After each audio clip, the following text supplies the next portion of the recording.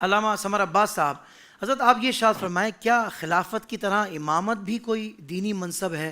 اور دین اسلام میں امامت کا کیا تصور ہے؟ حضرت حافظ صاحب، یہ جو امامت اور خلافت دو لفظ ہیں، یہ مترادف المعنی بھی ہیں اور قریب المعنی بھی ہیں۔ صحیح۔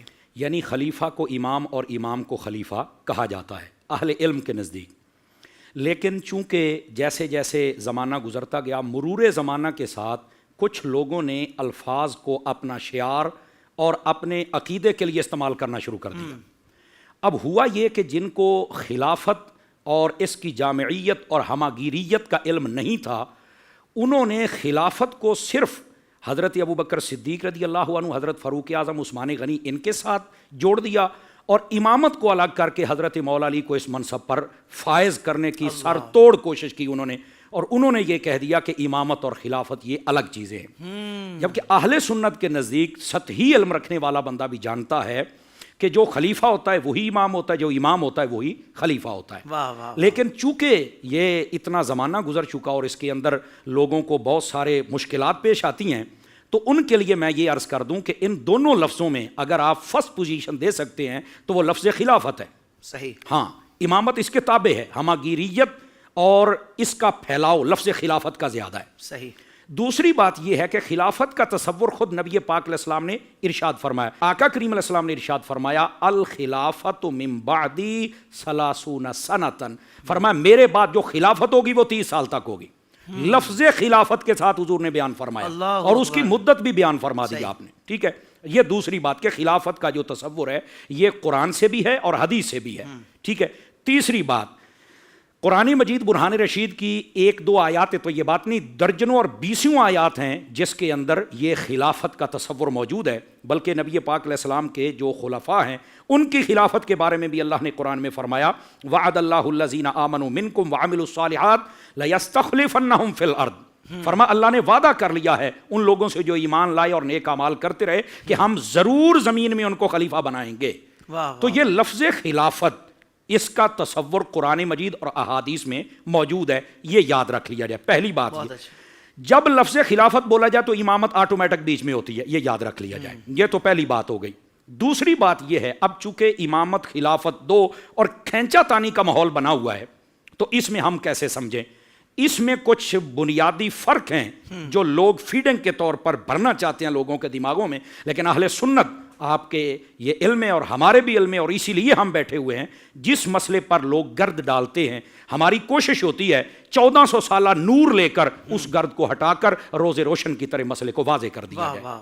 اب یہ جو امامت کا تصور دیتے ہیں نا، وہ اس کے اندر کچھ ان کی حدود و قیود ہیں اور شرائط ہیں۔ اب وہ کیا ہیں؟ سب سے پہلی وہ کہتے ہیں کہ یہ جو امامت و خلافت ہے نا، اس میں نامزدگی میں فرق آتا ہے۔ وہ کیسے آتا ہے؟ وہ کہتے ہیں جو خلیفہ ہوتا ہے نا، یہ امت کی ثوابدید پہ ہوتا ہے، یہ چنتے ہیں، اور جو امام ہوتا ہے اس کو اللہ تعالیٰ چنتا ہے یا اللہ کا رسول چنتا ہے۔ اچھا، یہ بنیادی فرق وہ بتاتے ہیں قوم کو، اور کہتے ہیں کہ دیکھو یہ روافظ بتاتے ہیں، لیکن اہل سنت کہتے ہیں ایسی بات نہیں۔ اگر یہ بات ہوتی تو نبی پاک علیہ السلام کی یہ حدیث کا پھر کیا کریں گے؟ حضور اکرم علیہ السلام سے جب کہا گیا کہ آپ خلیفہ مقرر کر دیں، فرمایا نہیں، اللہ تعالیٰ اور ایمان والے جسے چاہیں گے اسے اپنے خلیفہ بنا لیں گے، ٹھیک ہے۔ تو یہ اللہ تعالیٰ کی منشا، ارادہ اور چاہت شامل تھی، تبھی حضرت سیدنا ابوبکر صدیق رضی اللہ عنہ آپ خلیفہ مقرر ہوئے۔ تو یہ صرف امت کی ثوابدید نہیں تھی، رب کی تائید و نصرت و حمایت و مدد و فضل و کرم یہ بھی شامل تھا۔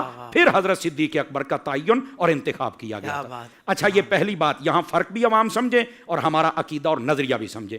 دوسرا فرق جو لوگ دیتے ہیں وہ کہتے ہیں کہ جو امام ہوتا ہے وہ اللہ کا نائب ہوتا ہے، جبکہ علل اتفاق یہ مسئلہ ہے کہ اللہ کا جو نائب ہوتا ہے وہ نبی ہوتا ہے، نبی کا جو نائب ہوتا ہے وہ خلیفہ ہوتا ہے۔ اور اس کی دلیل یہ ہے، حضرت سیدنا ابوبکر صدیق رضی اللہ عنہ آپ کو ایک شخص نے پکارا کہ یا خلیفۃ اللہ، اے اللہ کے خلیفہ، آپ نے فوراً ٹوکا، فرمایا نہیں، میں اللہ کا خلیفہ نہیں، انا خلیفۃ الرسول، میں رسول کا خلیفہ ہوں۔ واہ، سبحان اللہ۔ تو آپ نے اس بات کو واضح کر دیا کہ یہ جو کہنا کہ امام اللہ کا نائب ہوتا ہے اور جو خلیفہ ہوتا ہے یہ تو پھر لوگوں کے لیے ہوتا نا، ایسی بات نہیں ہے۔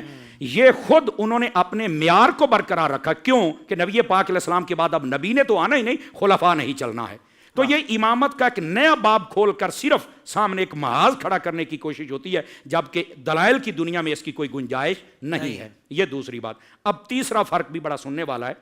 وہ کہتے ہیں کہ جو امام ہوتا ہے، اب دیکھیں حدود و قیود لگا لگا کے اپنے مقصد کو کیسے حاصل کرتے ہیں. روافض کہتے ہیں جو امام ہوتا ہے وہ معصوم ہوتا ہے، معصوم عن الخطا، اور جو خلیفہ ہوتا ہے وہ معصوم نہیں ہوتا.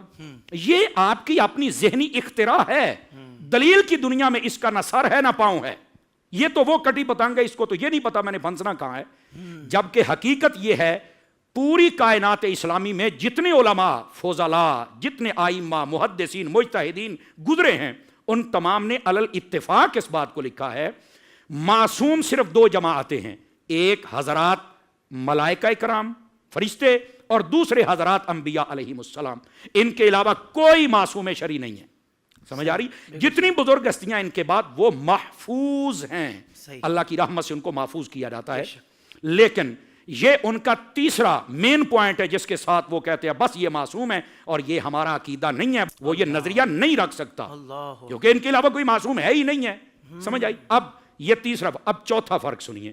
وہ کہتے ہیں جو امام ہوتا ہے نا وہ خود اتھارٹی ہوتا ہے، آسان لفظوں جو چاہے جیسے چاہے حکم دے.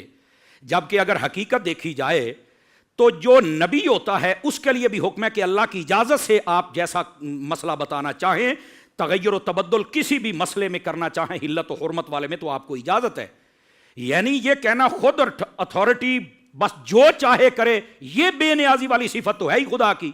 اللہ نبی کو بھی اجازت ہوتی ہے اور اشارہ ہوتا ہے، الہام ہوتا ہے، اس کے بعد وہ کام کرتا ہے. تو یہ والا کام امام کے لیے کیسے مان لیا جاتا ہے؟ صرف اپنے بندے کو پاورفل ثابت کرنے کے لیے، اپنی اس بندے کی پوزیشن لوگوں کے سامنے واضح کرنے. حالانکہ یقین فرمائے جن کو امام کہہ کر یہ شرائط ان میں پیش کی جا رہی ہیں، ان کے لیے کوئی شرط بھی نہ بیان کی جائے تو وہ پھر بھی بہت عظیم لوگ ہیں. کیا کہنے ہیں یہ جھوٹی باتیں ان کی طرف منسوب کر کے ایسے ہی ان کی پوزیشن کو واضح کرنا، نہ ان کا نام ہی بڑی پوزیشن والا. یہ سچی بات ہے. تو وہ کہتے ہیں جو خلیفہ ہوتا ہے وہ خود اتھارٹی نہیں ہوتا، تو لہٰذا اس کو کوئی بھی کہیں بھی روک سکتا ہے. بھائی کوئی بھی کہیں روک کر اگر مسئلہ پوچھ رہا ہے تو یہ تو حسن ہے، یہ کہاں کی خرابی ہے؟ یہی تو حسن ہے. اسی واسطے حضرت ابوبکر صدیق رضی اللہ عنہ اور حضرت فاروق اعظم رضی اللہ عنہ آپ نے فرمایا تھا جب ہم قرآن و حدیث کے مطابق چلیں اور فیصلہ کریں تو ہمارا ساتھ دیں، اور اگر اس کے مطابق ہو تو ہمیں بتائیں.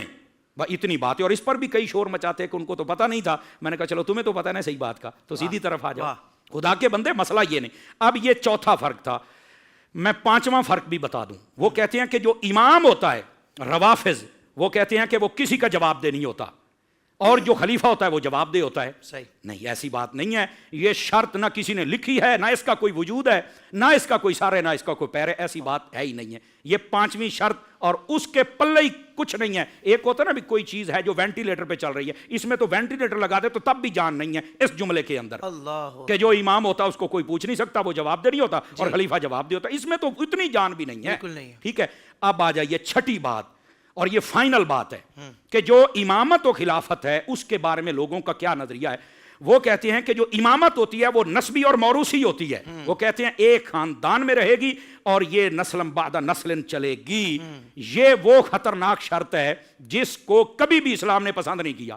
آپ دیکھیں نبی پاک صلی اللہ علیہ وسلم نے اپنی آل پاک کے لیے زکوٰۃ اور صدقہ لینا منع کر دیا ہے. جی عمومی معنی یہ بیان کیا جاتا ہے کہ زکوٰۃ اور صدقہ جو ہے یہ مال کا میل کچیل ہوتا ہے اور یہ ستھرا گھرانہ یہ نہیں کھا سکتے. بالکل ٹھیک ہے.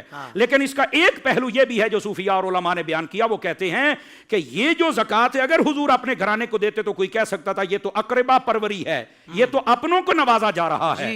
تو اس الزام کو دور کرنے کے لیے بھی فرمایا نہیں ہو سکتا. تو جب اتنا مال نہیں دیا جا سکتا تو اتنا بڑا عہدہ کیسے نسل بعد نسل چل سکتا ہے؟ اللہ اکبر. سمجھ آ رہی ہے؟ تو اس کے اندر یہ شرط نہیں ہے کہ یہ موروثی ہے یا پھر یہ نسبی ہے کہ اس نسب میں ہوگی، اس وراثت میں ہوگی، کسی اور کو نہیں مل سکتی. ایسی بات نہیں. ہاں اتنی بات ضرور ہے کہ جو خلیفہ ہوتا ہے وہ اہل قریش میں سے ہوتا ہے. اس میں بعض لوگوں نے اعتراض کیا ہے، سوال اٹھائے ہیں، ان کے علماء نے جوابات بھی عطا فرمائے ہیں. یہ بات یاد رکھ لیجئے.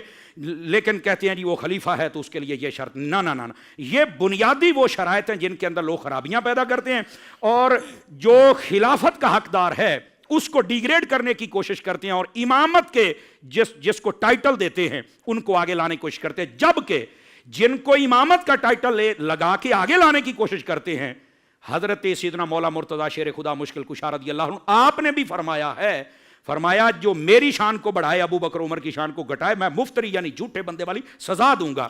یہ خیانت کرنے کی اجازت تو مولا علی نے خود نہیں دی ہے. اس لیے آپ کا یہ بڑا بنیادی سوال تھا اور میں نے بھی کہا کہ اس کی جڑوں میں جو چیزیں ہیں وہ قوم کو پتا چلیں کہ خرابی کیسے پیدا ہوتی ہے. تو یہ جو امامت و خلافت ہے اس کا یہ بنیادی خرابیاں اس کو سمجھیں اور جو حقائق ہیں ان کے مطابق اپنی زندگی بسر کریں. اور جو خلیفہ ہوتا ہے وہ امام، جو امام ہوتا ہے وہ خلیفہ ہوتا ہے. یہ مترادف المعنی اور قریب المعنی. لیکن اہل سنت کو چاہیے وہ صرف لفظ خلافت کا استعمال کریں. امامت کا منع نہیں ہے لیکن چونکہ یہ روافض کا ایک معیار اور شعار بن چکا ہے اس لیے ہم لفظ خلیفہ کا استعمال کریں.